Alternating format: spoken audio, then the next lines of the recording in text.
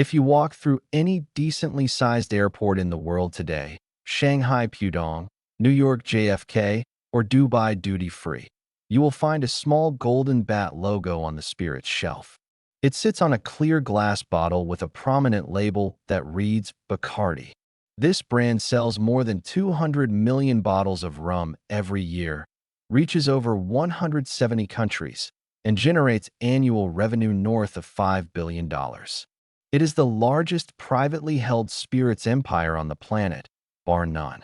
But rewind to the 1830s, to another scorching corner of the earth, Santiago de Cuba. A barefoot 15-year-old boy jumps off a Spanish immigrant ship. He cannot read or write. His only luggage is a set of ragged clothes and his father's bricklaying skills. His name is Don Facundo Bacardí Masso. How did the son of an illiterate bricklayer survive earthquakes, cholera, bankruptcy, and political exile to build, in a foreign land that did not yet bear his name, a business fleet that remains family-controlled to this day? The answer is not in the sugarcane fields or inside the copper stills. It lives in the storm of resilience, betrayal, escape, and rebirth that stirs every time the bat flaps its wings. 1814, a small village in Catalonia, Spain. Don Facundo is born into a desperately poor bricklayer's family. His father supports the family by firing bricks and laying walls. Facundo never attends school a single day. His classroom is the brick kiln under the blazing sun. His textbooks are clay and mortar. In that era, rural Catalonia offers almost no upward mobility. If you are born a bricklayer's son, you will die a bricklayer. But Facundo's fate has a rebellious streak. He has an older brother, Jose, who emigrated to Cuba several years ahead of him.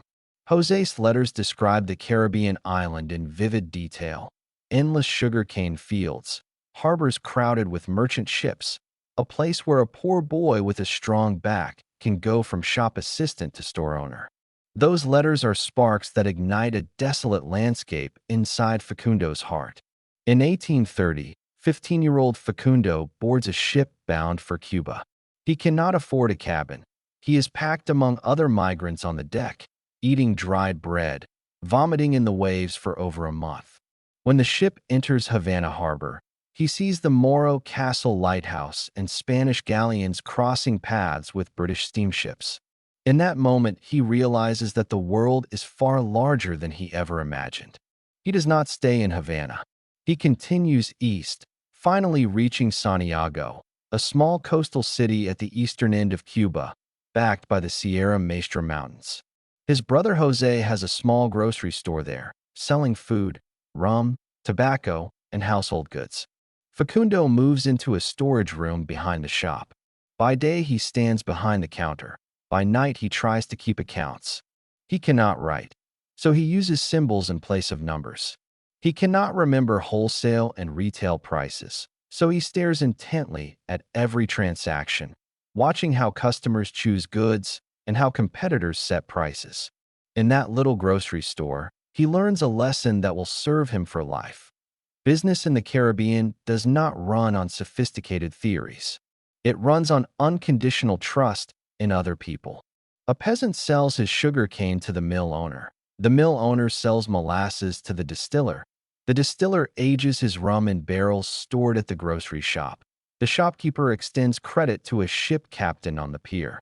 The whole chain has no contracts, no letters of credit, only a single sentence: "I know that man. He won't cheat me." To survive in this system, you must never break your word once. Facundo engraves that truth into his bones. Decades later, when he personally signs his name to every barrel of Bacardi rum, you can still see the shadow of that grocery clerk. 1852, Santiago.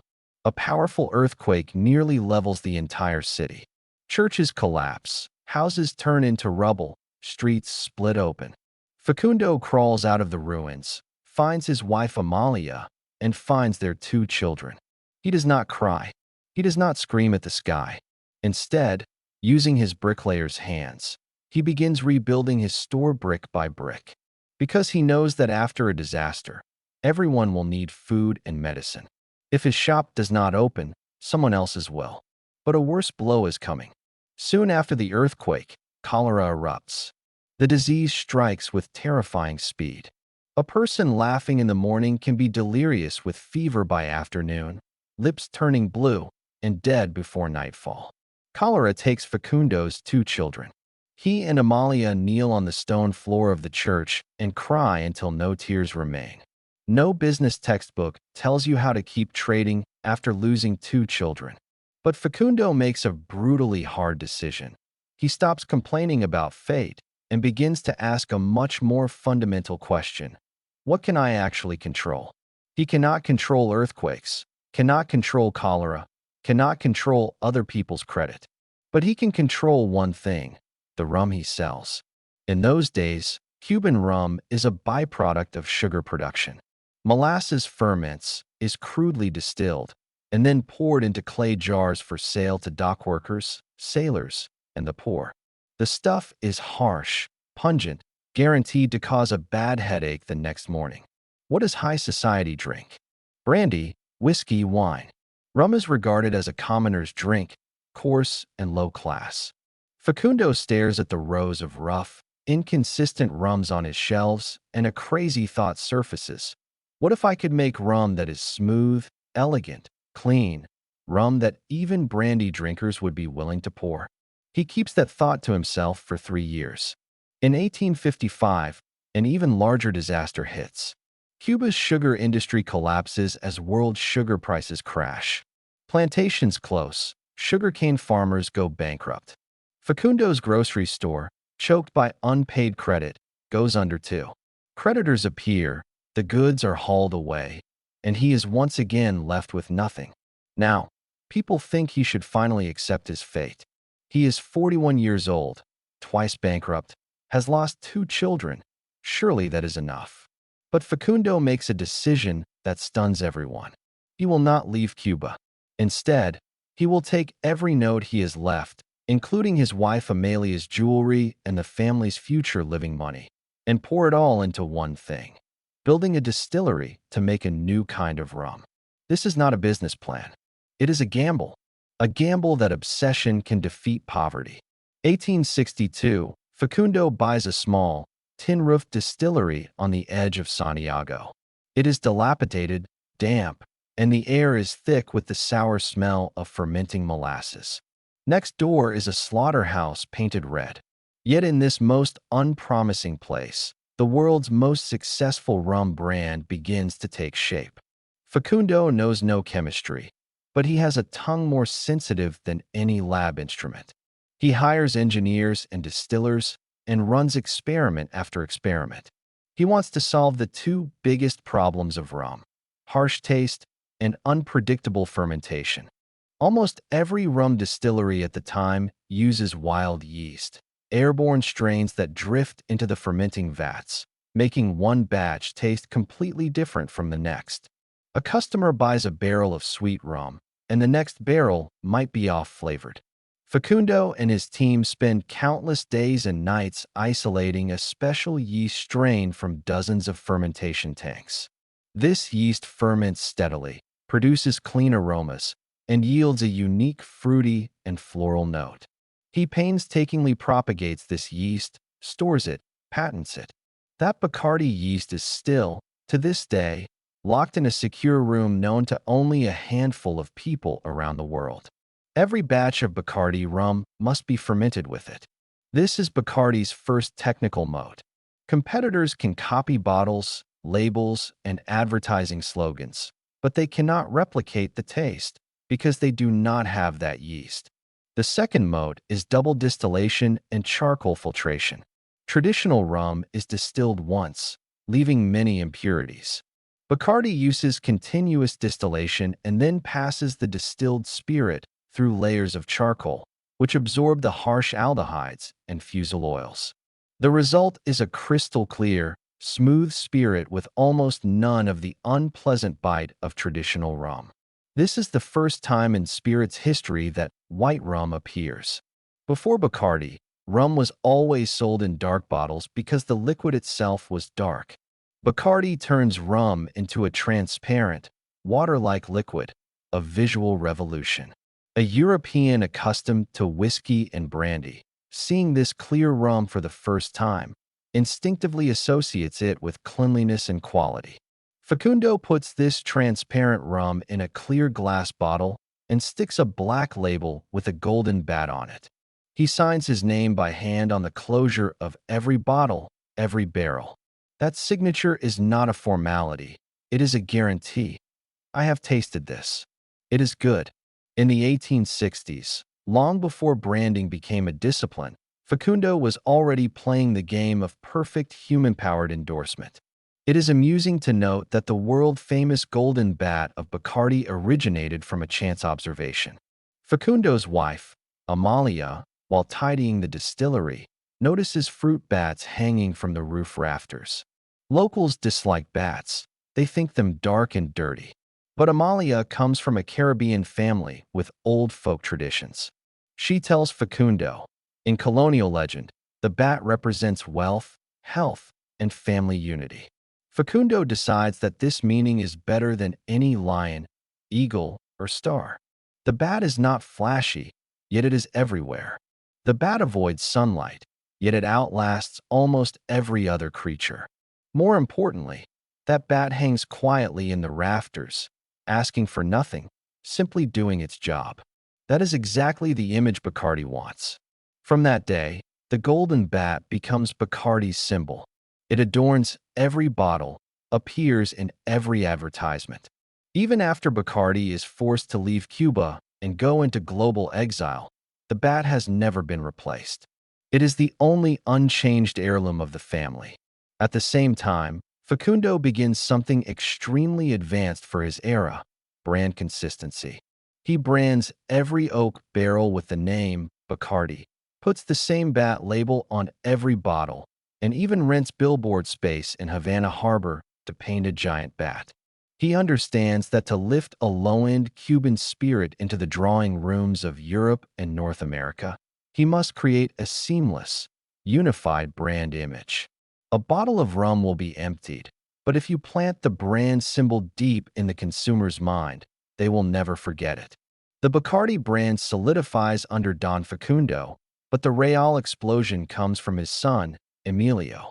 Emilio grows up in the distillery, yet his father sends him to Philadelphia to learn English and to New York to study bottling technology.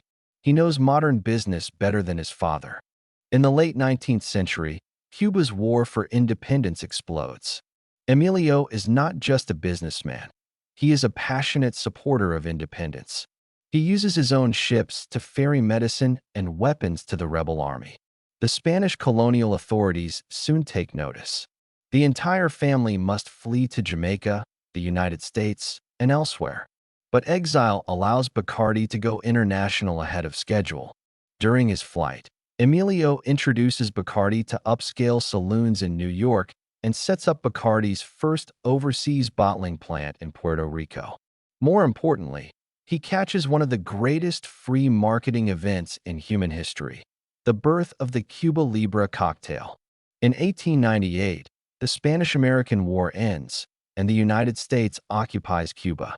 American soldiers pour into Havana's bars. One soldier mixes Bacardi rum, cola, and lime juice, raises his glass and shouts, "Cuba Libre! Free Cuba!"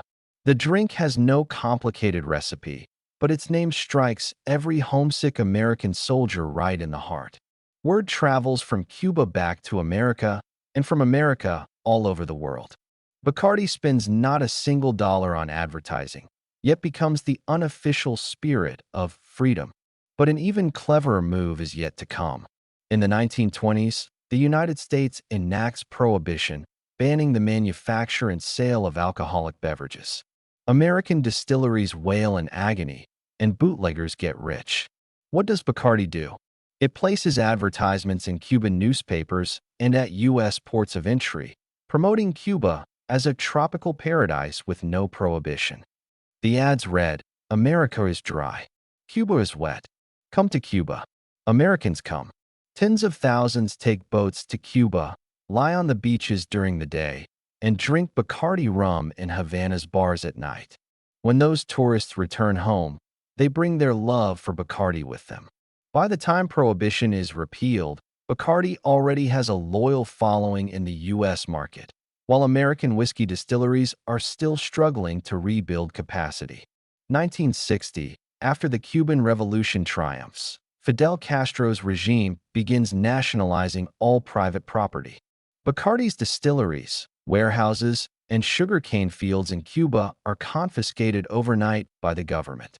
This is the ultimate nightmare for any family business. Your physical assets are seized, your factories taken, and you are left without even a desk.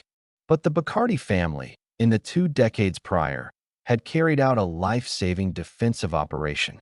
They had already transferred their trademark, their yeast strains, and all core recipes outside of Cuba. The trademark is registered in the Bahamas. The yeast is stored in a secret safe in Puerto Rico. The recipe documents are hidden in a basement in a law firm in Bermuda. When government officials enter the Bacardi distillery in Santiago, they get the building, the equipment, and the land deeds, but they cannot produce a single bottle of true Bacardi rum. There is a highly dramatic detail. When Castro's men arrive to take over the distillery, the Bacardi master distiller deliberately leads them to the wrong office. He guides the bewildered officials through a maze of factory rooms, wasting over an hour. In that precious delay, another loyal employee rushes into the laboratory and pours the last remaining vials of original yeast cultures down the drain, flushing them with boiling water. By the time the officials finally reach the lab, they are faced with empty shelves and a few spoiled petri dishes. From that day onward, Cuba has never been able to make real Bacardi. Every bottle of Bacardi you buy anywhere in the world today is not Cuban. It comes from Puerto Rico, Mexico, the Bahamas, India, etc. But drinkers do not care about the origin. They recognize that bat. After the family evacuates Cuba completely, they choose Bermuda as their global headquarters. No corporate income tax, political stability, a transparent legal system.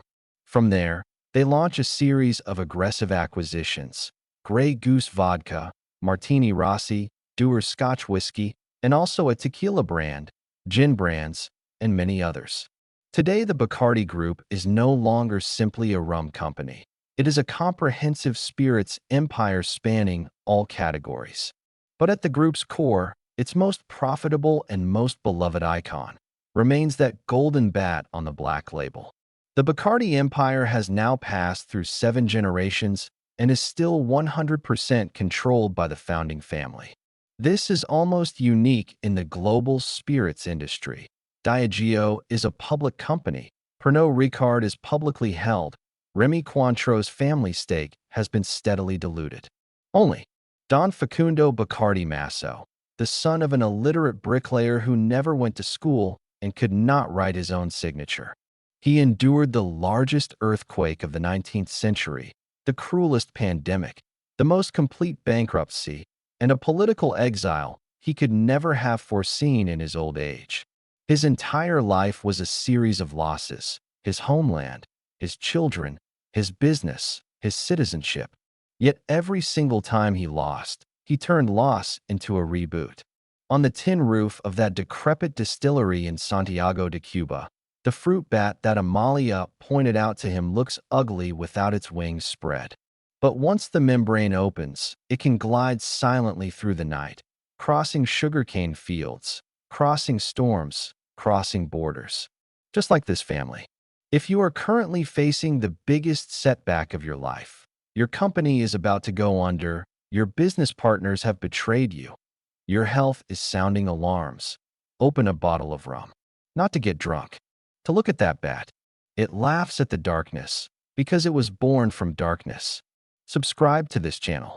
Next week, we will dissect the next empire that rose from the ashes.